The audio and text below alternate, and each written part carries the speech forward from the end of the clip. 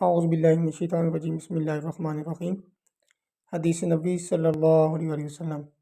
رسول پاک صلی اللہ علیہ وسلم نے فرمایا، میں اور یتیم کی پرورش کرنے والا جنت میں اس طرح ہوں گے، اور آپ صلی اللہ علیہ وسلم نے شہادت کی انگلی اور بیچ کی انگلی سے اشارہ کیا، یعنی کہ ہمیں یہ بتانے کے لیے اشارے سے ہم لوگوں کو سمجھایا کہ اس طرح ہم جو اکٹھے ہوں گے، میں اور یتیم کی کفالت کرنے والا۔ تو ہمیں چاہیے کہ یتیموں، مسکینوں اور غریب لوگوں کے ساتھ اچھے اخلاق سے پیش آئیں، ان کی ضروریات کو پورا کریں،